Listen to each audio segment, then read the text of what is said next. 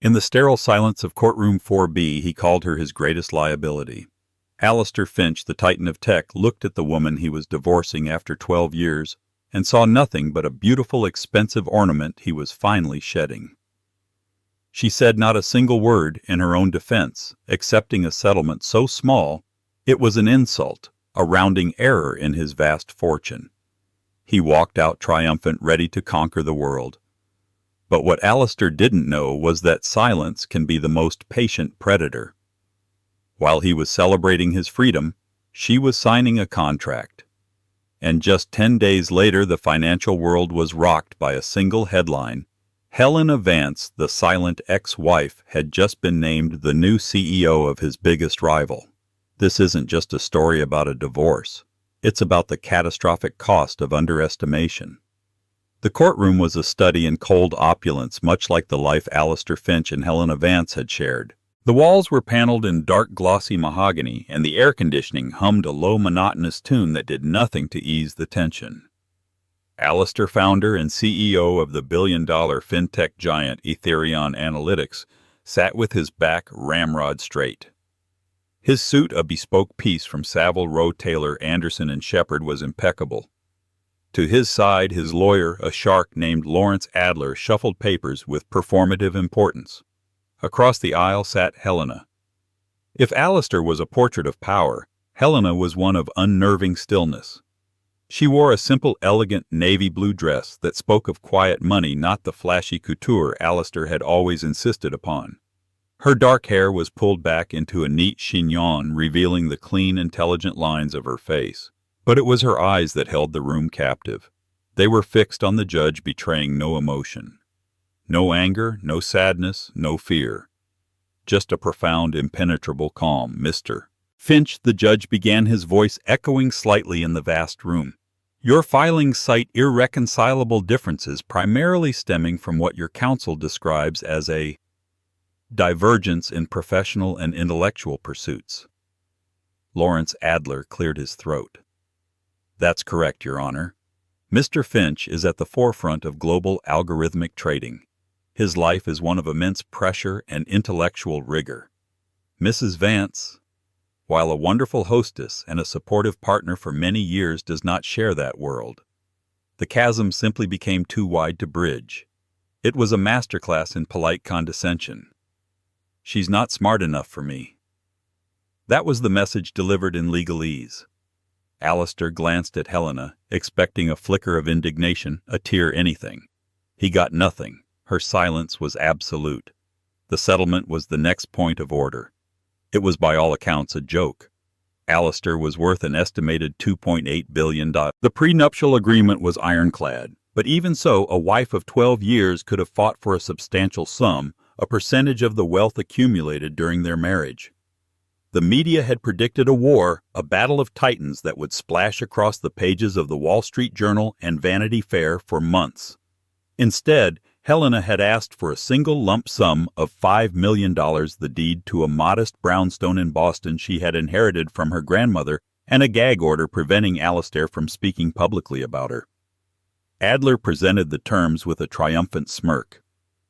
My client finds these terms surprisingly amicable, Your Honor. He has graciously agreed. Graciously? Alistair nearly scoffed. He was buying his freedom for the price of a rounding error. He had spent more on a yacht he used twice a year. The $5 million was a pittance, a way to be seen as fair while utterly dominating the proceedings. He had expected her to fight, to scream, to hire her own pack of legal wolves. He had been prepared for a battle. This quiet acquiescence was frankly unsettling. Mrs. Vance, the judge said, turning to her. Her lawyer, a quiet, sharp-eyed woman named Clara Bennett, placed a hand on her arm. You have reviewed these terms. You understand that you are waiving any and all future claims to Mr. Finch's estate, his business holdings, his stock options, and any assets related to Aetherion Analytics. Helena turned her head slightly. For the first time, her eyes met Alistair's across the aisle. There was no pain in her gaze, no lingering affection. There was something else, something he couldn't decipher. It looked almost like pity. Yes, Your Honor, she said. Her voice was clear and steady without a hint of tremor. "I understand. I agree to the terms." That was it. The only 2 sentences she had spoken all morning. The gavel came down with a sharp crack that sealed the end of their 12-year marriage. Alistair felt a surge of pure, unadulterated relief. It was over. He was free. Free from the social obligations, free from the pretense of a partnership, free from the quiet judgment he sometimes saw in her eyes when he'd come home late smelling of whiskey and ambition. As they filed out, he walked past her. He felt a sudden, inexplicable urge to say something, to offer a final patronizing olive branch. "Helena," he said, stopping her, "I do wish you the best. Find something to keep you busy." She paused and looked up at him. The look in her eyes was no longer pity. It was something colder, sharper. It was the look of a strategist assessing an opponent. "Don't worry about me, Alistair," she said, her voice a low murmur. "I'll be fine." Then she walked away, her heels clicking with quiet finality on the marble floor, leaving Alistair Finch standing in the echoing hall, the undisputed victor of a battle his opponent had never even bothered to fight. Or so he thought. The week following the divorce was a blur of self-congratulation for Alistair Finch.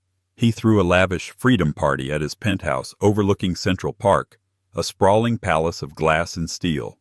The guest list was a who's who of Wall Street predators and Silicon Valley wonderkins. Dom Perignon flowed like water, and the air buzzed with the masculine energy of conquest. To Alistair, toasted Marcus Thorne, Aetherions Kio, and Alistair's most loyal sycophant. Finally unshackled, ready to take Aetherion into the stratosphere. Alistair raised his glass, a wolfish grin spreading across his face. "The dead weight is gone, Marcus. From now on, it's pure, unadulterated focus." He regaled his audience with a sanitized, dismissive version of the divorce. "She was smart enough to know she couldn't win," he'd say with a chuckle. Took the settlement and ran. Probably off to Boston to redecorate her grandmother's old house. A nice little hobby for her. The men around him would laugh, their wives and girlfriends smiling tightly. They all knew Helena or knew of her. The impeccably dressed silent woman at Alistair's side at every gala, every fundraiser. The one who could discuss Renaissance art or geopolitical tensions in the South China Sea with equal fluency, only to have Alistair cut in with a patronizing "Helena's my cultural attaché. Aren't you, darling?" He had painted her as a beautiful, intelligent, but ultimately ambitionless creature, content to live in his shadow. And she had never contradicted him. His focus now was singular Project Chimera. It was Aetherion's magnum opus, a predictive AI algorithm designed to corner the commodities market. It was years in the making, a complex, revolutionary piece of code that would make Aetherion Analytics not just a major player, but the undisputed king. The final phase of development was underway, and they were courting the largest sovereign wealth fund in the world, the Arabian Caliphate Fund, for an exclusive multi-billion-dollar contract. Their only real competitor was Cygnus Dynamics. Cygnus was the perennial underdog, always a step behind Aetherion. They were scrappy, innovative, but lacked Alistair's killer instinct and Aetherion's sheer financial muscle. Their CEO, a plodding but decent man named Richard Davies, was retiring, and the company was seen as being in a vulnerable state of transition. Alistair considered them a nuisance, not a threat. "Davies is out to pasture," Alistair said in a board meeting a few days later, pacing in front of the floor-to-ceiling windows of his office. "Cygnus is rudderless. Their tech is 2 years behind ours. The Caliphate Fund deal is a formality. We just need to close." He felt invincible. His personal life was streamlined. His professional life was about to reach its zenith. He had everything he wanted. On the 10th day after his divorce, Alistair was at his desk reviewing the final proposal for Project Chimera. His phone buzzed with a news alert from Bloomberg. He glanced at it, expecting another update on market fluctuations. The headline made the world stop. "Shake-up in Tech, Cygnus Dynamics appoints Helena Vance as new CEO." Alistair stared at the screen. He read the name again. And again. Helena Vance. It had to be a mistake. A different Helena Vance. A typo. He clicked the link. The article opened to a professionally shot photograph of Helena. It was a picture he'd never seen before. She wasn't smiling her soft socialite smile. Her expression was focused, her eyes sharp with an intensity he hadn't seen since the day in the courtroom. She looked powerful. She looked formidable. He read the first paragraph, his blood turning to ice. Cygnus Dynamics announced today that its board has unanimously appointed Helena Vance as its new chief executive officer, effective immediately. Vance, a reclusive figure in the tech world, brings a formidable but largely unknown background to the role. The appointment comes as a shock to Wall Street, positioning Cygnus for an aggressive new chapter in its rivalry with industry leader Aetherion Analytics. Alistair's hand trembled. Reclusive figure in the tech world. Formidable background. What were they talking about? He had met her when she was curating a modern art exhibit. She had a master's in art history. That was her story. That was the story he told everyone. He scrolled down, his heart pounding in his chest. The article continued. While known in social circles as the former wife of Aetherion CEO Alistair Finch, Vance's early career is a stark contrast. She holds a Ph.D. in applied mathematics and computational science from MIT. Her doctoral thesis, Stochastic Modeling in High-Frequency Trading Environments, is still considered a foundational text in quantitative finance. Before her marriage, she was the co-founder of Quantum Leap, a predictive analytics startup that was quietly acquired by a private equity firm for an undisclosed 9-figure sum in 2013, the year before she married him. The room began to spin. The 9-figure sum, the Ph.D. from MIT, the startup. He had known she was smart, of course.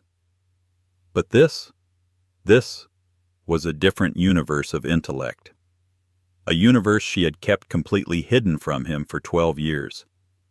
He remembered conversations, fragments of moments he had dismissed. Her asking pointed questions about his algorithms which he'd brushed off as idle curiosity. Her sketching complex diagrams on a napkin once at dinner which he'd teased her about, calling them her doodles. Her uncanny ability to predict market shifts before his own analysts, which he'd laughed off as woman's intuition. He had demanded she leave her world behind. There can only be one star in this family, he had told her early on, half joking, half threatening. And I'm the one building the empire. She hadn't just agreed. She had systematically erased her past. She had played the part of the perfect, non-threatening wife so flawlessly that he had believed the performance was the person.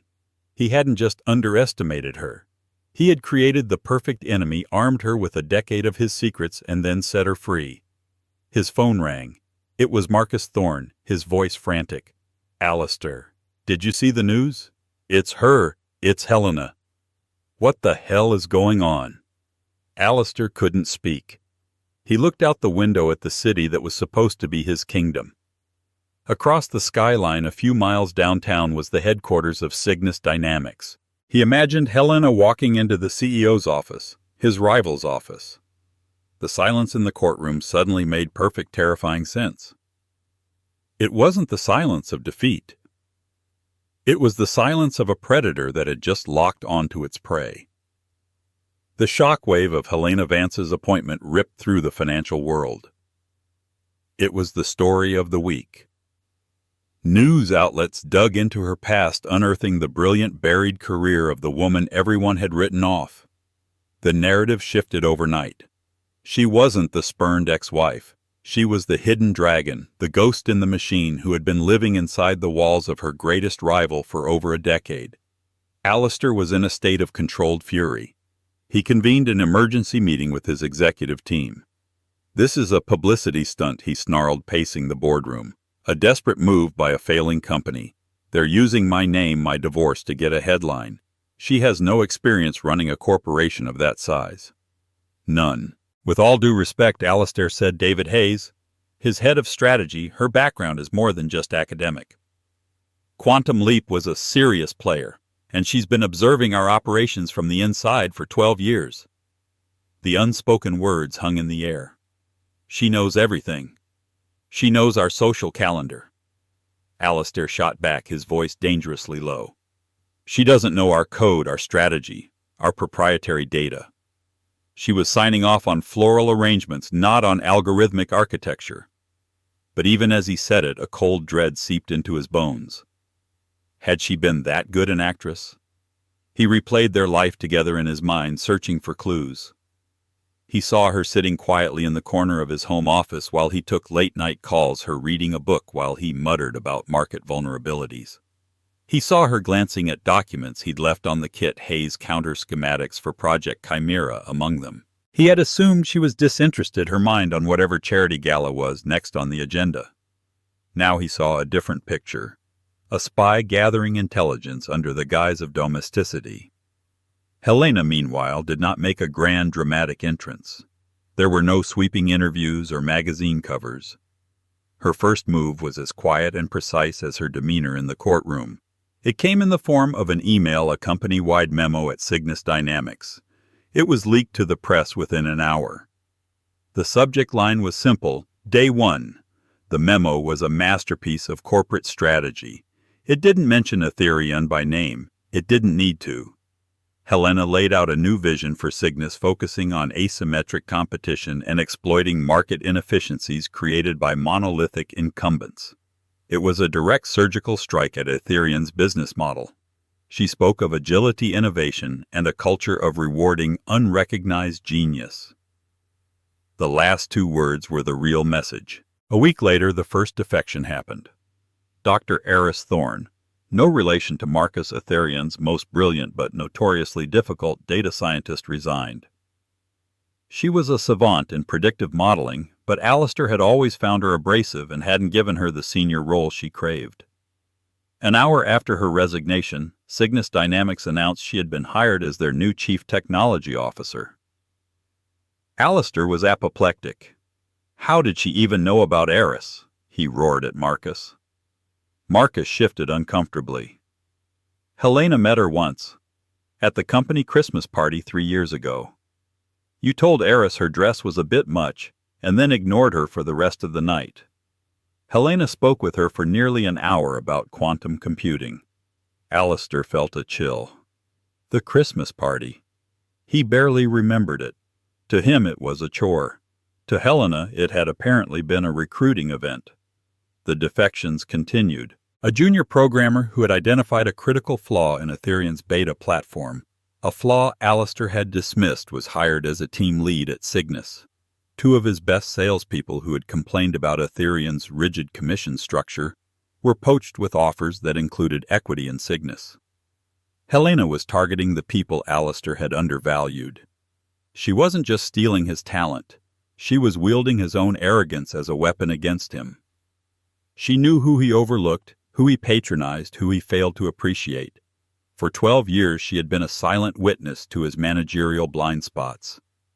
The battle for the Caliphate Fund contract intensified. It was no longer a formality. The fund's representatives, who had been on the verge of signing with Aetherion, now insisted on a full competitive bake-off. Aetherion's Project Chimera versus whatever Cygnus could muster. Alistair doubled down. He pushed his team to the breaking point, demanding longer hours, faster results. His paranoia grew. He ordered security audits and had NDAs re-signed. He saw Helena's ghost everywhere, in every setback, in every line of code that wasn't perfect. They're anticipating our every move, he said to Marcus one night, staring at a comparative analysis. Cygnus had just released a patch for their existing software that seemed to preemptively counter a key feature of Chimera. It's impossible. It's like she's in our servers. Or she was in your head for 12 years, Marcus muttered, just loud enough to be heard. Alistair turned on him, his eyes blazing.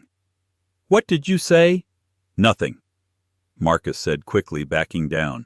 Just, she knows how you think, Alistair. She knows your playbook. It was true. Helena wasn't hacking his company. She was hacking his mind. She knew he favored aggressive brute force strategies. So she was using nimble, precise counter-moves.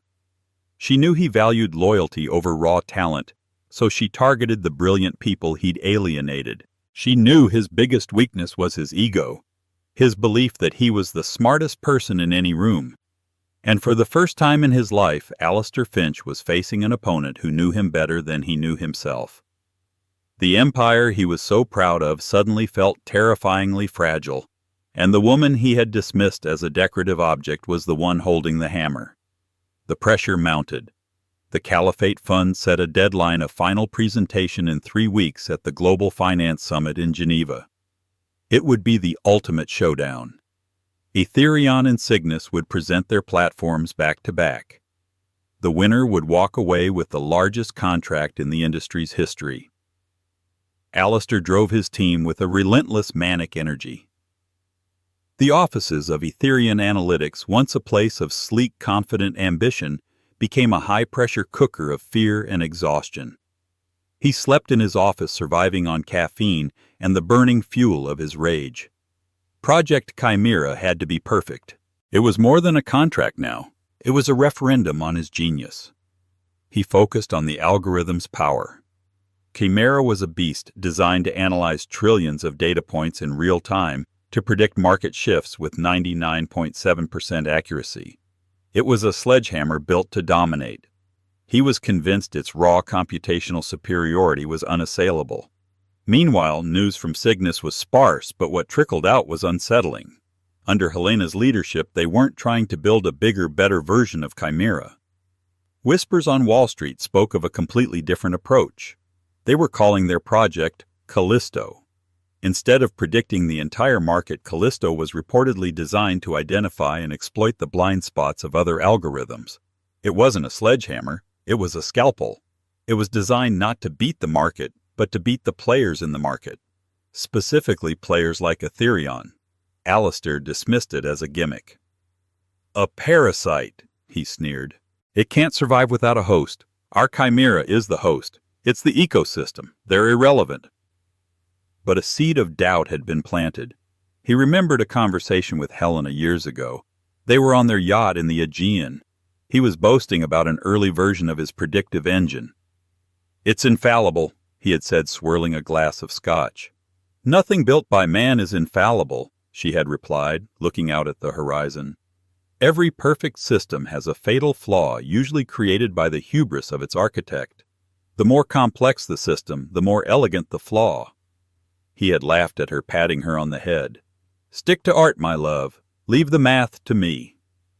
The memory now haunted him, the hubris of its architect. 2 weeks before the Geneva presentation, a critical vulnerability was discovered deep within Chimera's code. It was a small, almost undetectable paradox in the learning algorithm. Under specific rare market conditions, a black swan event, the algorithm, instead of protecting assets, would enter a feedback loop, exponentially amplifying losses.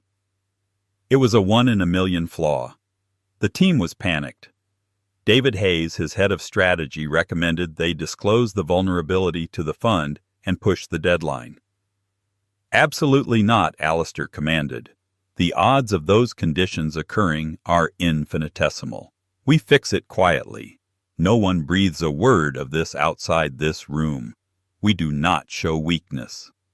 But the fix was not simple. It was woven into the very fabric of the AI's logic. Unraveling it would take weeks, maybe months. Alistair ordered a patch, a workaround. It was a clumsy, inelegant solution, a piece of digital duct tape over a structural crack. It held, but the team knew it was a compromise. The 99.7% accuracy now had an asterisk next to it. The night before they were scheduled to fly to Geneva, Alistair was alone in the boardroom staring at the final presentation slides. His reflection stared back from the darkened glass of the window, a tired, haunted man. His phone buzzed. A text message from an unknown number. It contained a single attachment, a PDF document. His fingers trembled as he opened it. It was a page from a notebook filled with Helena's neat, precise handwriting. It was a complex equation, a series of mathematical proofs. He recognized the structure immediately. It was the core logic of his Chimera algorithm. But at the bottom of the page, she had continued the equation, extending it beyond his own work. She had circled the final result. It was the exact paradoxical feedback loop his team had just discovered. The fatal flaw. Beneath the circle there was a handwritten note. I found this in your study notes 3 years ago. I tried to tell you it was there. You told me I was doodling. H. The phone slipped from his grasp and clattered onto the polished table. 3 years ago. She had seen it 3 years ago. The flaw wasn't a bug his team had just found. It was a fundamental error in his design that his own wife, the art historian, the party planner, had identified, and that he had been too arrogant to even consider. He had walked into her trap. She hadn't needed a mole. She hadn't needed to hack his servers. She had his entire playbook because she had helped write it silently from the wings. She knew about the flaw in Chimera before he did, and she had built her entire strategy around it. Callisto wasn't designed to beat Chimera. It was designed to trigger its flaw, to create the very black swan event that would turn his greatest weapon back on itself. He now understood the full, terrifying scope of her strategy. The Geneva presentation wasn't just a sales pitch. It was a public execution. His execution. The air in the grand ballroom of the Geneva International Conference Center was thick with money and anticipation. Alistair stood backstage adjusting his tie for the 10th time. His hands were clammy. For the first time in his professional life, he felt a tremor of genuine fear. He had seen Helena earlier across the crowded hall. She was the picture of serene confidence, surrounded by her new executive team, Aris Thorne, at her side. She hadn't looked at him, but he felt her presence like a change in atmospheric pressure. Aetherion was presenting first. Alistair walked onto the stage to a polite, expectant applause. The Caliphate Fund's delegation, led by the formidable Sheikh Rashid Al Maktoum, sat in the front row, their faces impassive. Alistair launched into his presentation. He was a master showman, and his voice boomed with practiced authority. He spoke of power, of dominance, of market supremacy. The screens behind him lit up with dazzling graphics, showcasing Chimera's awesome processing capabilities. Project Chimera is not just an evolution, he declared, his voice ringing with forced confidence. It is a revolution. It is financial omniscience. He carefully avoided any mention of the flaw, glossing over the risk management protocols with vague corporate speak. He felt the Sheikh's sharp eyes on him, probing, searching for weakness. Alistair ended with a flourish, painting a picture of a future where Aetherion and the fund would rewrite the rules of global finance together. The applause was solid but not thunderous. The questions from the panel were pointed, focusing on volatility and risk. Alistair parried them as best he could, but he felt sweat trickle down his back. Then it was Cygnus's turn. Helena walked onto the stage. She wore a simple tailored gray suit, no jewelry except for a plain watch. She was not a showman. She didn't pace or gesture wildly. She stood at the lectern and simply began to speak, her voice calm and measured. Good morning, I'm Helena Vance, CEO of Cygnus Dynamics. My competitor has just presented you with a sledgehammer. It is a powerful tool designed to knock down walls. And it is in its own way very impressive. She paused, letting the faint praise hang in the air before twisting the knife. But the future of finance is not about brute force. It's about precision. It is not a battle of sledgehammers. It is a game of chess. It's about knowing what your opponent will do before they do. It's about understanding their strengths and, more importantly, understanding their weaknesses. Behind her, the screen lit up. It did not show flashy graphics. It showed a single elegant line of code. This is Project Callisto, she continued. It does not seek to predict the entire market. It seeks to predict the behavior of the market's largest players, specifically predictive AIs like the one you just saw. These monolithic systems, for all their power, have predictable behaviors. They are driven by the philosophies of their creators. Alistair's blood ran cold. She was talking directly about him. Some architects favor aggression. Helena said, her eyes sweeping over the front row and for a fleeting moment locking with Alistair's. They build systems designed for overwhelming force. But this philosophy inevitably creates a blind spot. a belief in their own infallibility. An Achilles heel. Callisto is designed to find that heel. She then walked the delegation through a simulation, a hypothetical market scenario. On one side of the screen was a representation of a powerful aggressive trading algorithm chimera in all but name. On the other was Callisto. She initiated the simulation. At first, the chimera algorithm dominated, racking up huge virtual profits. Then Helena's team introduced a specific set of market variables. A sudden unexpected political event in a small country, a minor disruption in a shipping lane, the Black Swan event. On the screen, the audience watched in stunned silence as the chimera algorithm, instead of adjusting, began to hemorrhage money. The feedback loop kicked in. The AI began making catastrophic trades, doubling down on its losses in a frantic, self-destructive spiral. Within minutes, its virtual profits were wiped out, replaced by a staggering, irrecoverable debt. Meanwhile, Callisto, which had been making small, careful trades, executed a single perfect move, capitalizing on the larger algorithm's death spiral. The demonstration was devastatingly clear. Callisto hadn't beaten the market. It had waited for Chimera to beat itself, and then it had picked up the spoils. Helena clicked off the screen. The room was silent. Power is not the same as strength. She concluded, her voice quiet but resonant. True strength lies in understanding, not in force. We are not offering you a sledgehammer that may one day shatter in your hand. We are offering you a scalpel. We are offering you insight. Thank you. She walked off the stage to a moment of stunned silence, which was then broken by a sudden explosive wave of applause.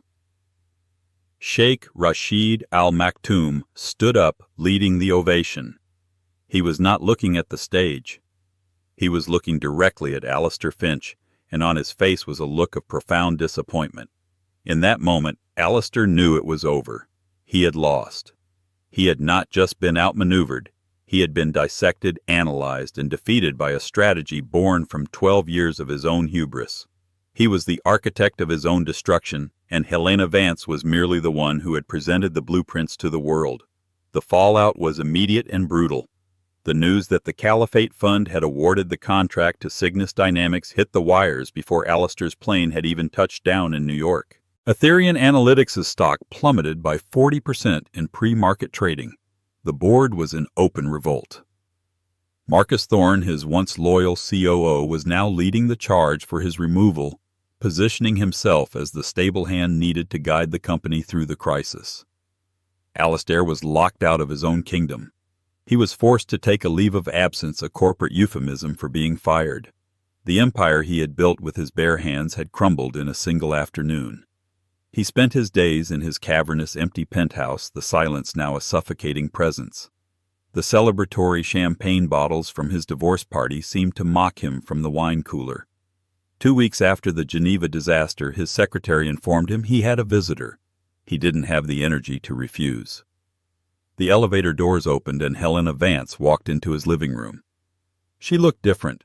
The serene, controlled confidence she projected as a CEO was still there, but there was also a softness in her expression he hadn't seen since their earliest years together. She was no longer the silent wife or the rival CEO. She was just Helena. "What do you want?" he asked, his voice a hoarse whisper. "Come to gloat, to see the ruins." "No, Alistair," she said softly, walking over to the vast window and looking out at the city. "I came for a final conversation, one we should have had a decade ago." They stood in silence for a long moment. "Why?" He finally asked the question loaded with 1,000 others. "Why hide it? The Ph.D., the startup, all of it. Why let me treat you like you were nothing?" Helena turned to face him. "Because I loved you," she said, her voice clear and devoid of pity. "And you told me there was only room for one star. I was young and I thought that love meant sacrifice. So I sacrificed my world for yours. I thought naively that one day you would turn around and see me, the real me, and love me for it. But you never did." You only saw the reflection you wanted to see. The truth of her words hit him with the force of a physical blow. I buried Helena Vance, the mathematician, so Helena Finch, the socialite, could exist, she continued. And for a long time I think I even managed to forget her myself. I planned parties, chaired charities, and listened to you talk about your triumphs. But I also listened when you talked about your fears, your rivals, your weaknesses. I read the documents you left out. Not because I was a spy, but because I was your wife and your world was my world. I wanted to understand it. I wanted to help. She gestured around the opulent room. And then I realized you didn't want a partner. You wanted an audience. The moment I tried to offer a genuine opinion to point out the flaw in your logic, you patted me on the head and told me to stick to art. That was the day our marriage truly died. It was also the day Helena Vance started planning her return. The divorce, he murmured. The silence. The settlement. It was strategy, she confirmed. If I had fought you, if I had demanded half your fortune, you would have buried me in litigation for years. You would have seen me as a threat. But by being silent, by accepting a pittance, I made you underestimate me one last time. You saw me as a defeated woman. You didn't see me as a competitor re-entering the market with a 12-year head start on understanding her primary target. The $5 million wasn't a settlement, Alistair. It was seed money. He sank into a chair, the full weight of his failure crashing down on him. He hadn't just lost a company. He had lost the most brilliant person he had ever known because he had been too blind to see her. So what now? He asked, his voice broken. Now Cygnus thrives, she said, a hint of steel returning to her voice. And you get to decide who Alistair Finch is without Aetherion. Maybe for the first time you'll build something that isn't based on the need to be the only star in the sky. She walked to the door, pausing with her hand on the handle. For what it's worth, Alistair, she said, looking back at him one last time. I never wanted to destroy you. I just wanted to be seen. You're the one who made this a war. Then she was gone, leaving Alistair Finch alone with the ghost of the woman he had created and the ruins of the man he used to be. 1 year later, the New York skyline had a new gleaming addition. The Cygnus Dynamics Tower, a marvel of modern sustainable architecture, stood tall in the heart of the financial district. Its offices were open, collaborative spaces filled with the vibrant hum of innovation. Helena Vance stood in her office on the top floor. It was not the imposing solitary throne room that Alistair had favored. It was a light-filled space with a large round table at its center surrounded by whiteboards covered in complex equations and strategic plans. Eris Thorne and her other executives were with her, laughing as they debated a new venture. Helena had transformed Cygnus from an underdog into a new kind of industry leader. They were lauded for their ethical approach to AI, their dynamic company culture, and their visionary CEO. She was on the cover of Forbes not as a socialite or an ex-wife, but as the strategist who had redefined the tech landscape. She was dating a quiet, brilliant astrophysicist from Columbia University who was completely unimpressed by her fortune but fascinated by her mind. She was for the first time in over a decade completely and utterly herself. Across the city, in a much smaller, more modest office, Alistair Finch was trying to build again. Aetherion had been acquired in a hostile takeover, its assets absorbed by a larger competitor. Marcus Thorne was long gone, pushed out by the new leadership. Alistair had started a small consulting firm. He was humbled, stripped of his power and wealth. The arrogance was gone, replaced by a quiet, weary knowledge. He had 2 employees. He worked late, not fueled by ambition, but by the simple need to create something of value again, something real. Sometimes late at night he would look out his window at the distant shining beacon of the Cygnus Tower. He didn't feel hatred anymore. He felt a profound sense of loss and a strange grudging respect. He had been so obsessed with building an empire of glass and steel that he had failed to recognize the true treasure that was living in his own house. He had once told her there could only be one star. He had been right. He had just been spectacularly, catastrophically wrong about which one it was. Helena's light wasn't just shining. It was illuminating the entire city, a city that now felt like it belonged to her. And he was just a man on the ground looking up, finally seeing her clearly in the dark. 2 years passed. The name Helena Vance was no longer synonymous with a dramatic divorce, but with visionary leadership. Cygnus Dynamics had not only thrived, it had set a new industry standard for ethical AI and sustainable growth. Helena, the keynote speaker at the 2025 Web Summit in Lisbon, stood before a rapt audience of thousands. She spoke not of market domination, but of responsibility, not of predictive power, but of technological humility. She had become the conscience of an industry long thought to have none. The greatest danger of our creations, she concluded, her voice echoing through the vast arena, is not that they will become smarter than us, but that we will forget they are a reflection of us. Our brilliance, yes, but also our biases, our blind spots, and our hubris. As the applause thundered, a frantic aide rushed to the side of the stage holding up a tablet. The screen was a cascade of blood-red financial tickers. Helena's face remained impassive, but a flicker of concern crossed her eyes. This was not normal market volatility. This was a hemorrhage. By the time her corporate jet was in the air heading back to New York, the world was in chaos. It was being called the digital blitz, a cyber attack of unprecedented scale and sophistication. It wasn't aimed at a single bank or exchange. It was targeting the very trust architecture of the global financial system. Algorithms from New York to Tokyo, London to Hong Kong were behaving erratically, triggering cascading sell-offs in a feedback loop that was threatening to vaporize trillions of dollars in wealth. Helena's own creation, Callisto, was struggling. It was designed to be a scalpel to dissect the logical, predictable flaws of competitors. But this new threat wasn't logical. It was pure weaponized chaos. It didn't have a rational weakness to exploit. It was behaving like a digital pathogen, infecting every system it touched with its own irrationality.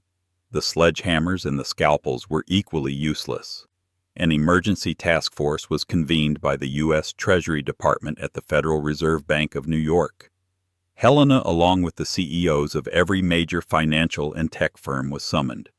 The room was a fortress of glass and steel, 30 floors above a city grinding to a halt with fear. The mood was grim. For 12 hours, the greatest minds in finance threw everything they had at the problem, but the digital bleeding wouldn't stop. They were fighting a ghost they couldn't see. Meanwhile, in a small, nondescript office in Brooklyn, Alistair Finch was staring at the same data, but he was seeing something different. His consultancy, Finch Forensics, was a tiny niche firm with only 3 employees. After losing everything, he had become obsessed not with building systems, but with understanding how they break. He wrote obscure, dense papers on systemic failure, cascade vulnerabilities, and the philosophy of algorithmic collapse. He was no longer a king, he was a coroner. As he watched the global data feeds, he saw a pattern in the chaos that no one else did. It was a faint signature, an echo in the noise. It was a ghost, he knew. Back at the Fed, the Treasury Secretary, a formidable woman named Evelyn Reed, was at her wits' end. "We are hours away from a complete market collapse," she stated, her voice tight with tension. "Every solution we propose is a Band-Aid on a gaping wound. We need a new perspective." It was then that a junior analyst from the SEC, a young man who had studied Alistair Finch's fall as a case study in business school, cleared his throat. "Ma'am," he began, his voice trembling slightly, "there is someone. He's not in the mainstream anymore, but his recent work is entirely focused on this kind of event. Alistair Finch." A cold silence fell over the room. The name was poison. The man who had spectacularly imploded his own multi-billion-dollar company. Helena's expression didn't change, but her hands resting on the polished table tightened into fists. "Finch is a pariah," sneered the CEO of a rival bank. "He's yesterday's news." "With all due respect, sir," the analyst pressed on. His last paper was titled, "Weaponized Chaos Modeling Trust, Annihilation in Closed AI Networks." It's like he wrote the playbook for what's happening right now. Desperation trumped pride. 2 hours later, Alistair Finch walked into the command center. He was not the man they remembered.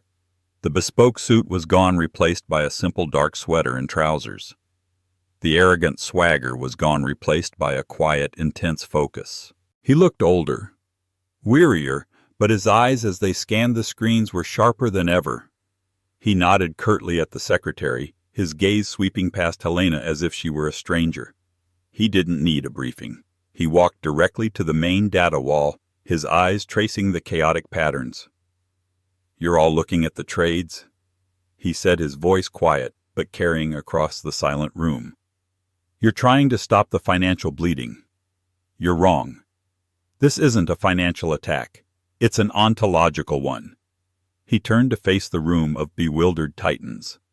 "It's an attack on the trust between the machines. The virus isn't just executing bad trades. It's impersonating the digital signatures of other AIs. It's making your algorithm think my algorithm has gone rogue, forcing a defensive, then a preemptive strike. It has created a digital war of all against all." He pointed to a string of code deep in the logs, a piece of data so obscure everyone else had missed it. "And it's using a foundational architecture I designed a decade ago, a protocol for adaptive camouflage. It was a prototype, a ghost in the Aetherion machine. It was too unstable, too dangerous. I buried it." He finally looked at Helena, his gaze direct and piercing. There was no history in it, no animosity, only the cold shared reality of the crisis. "Someone dug it up," he said. "Callisto can't fight it because it's looking for an opponent with a logical flaw. This thing is the flaw. It's designed to be the black swan. You can't outthink it because it's not thinking. It's just burning everything down." "What's your solution?" Mr. Finch, Secretary Reed demanded. Alistair took a deep breath.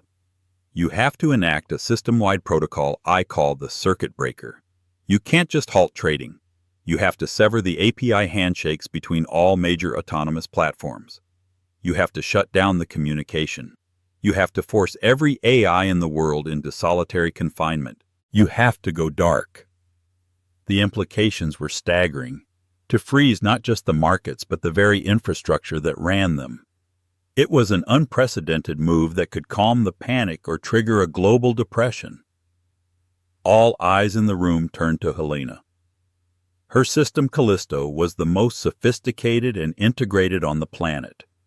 If she agreed, if she voluntarily took her own queen off the board, others might follow. Her decision would set the precedent. Helena stood up, the weight of the world on her shoulders.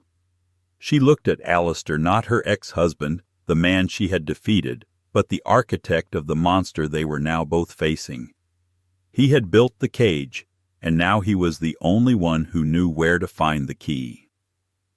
The past had returned not as a ghost to haunt them, but as a crisis that bound their fates together once more.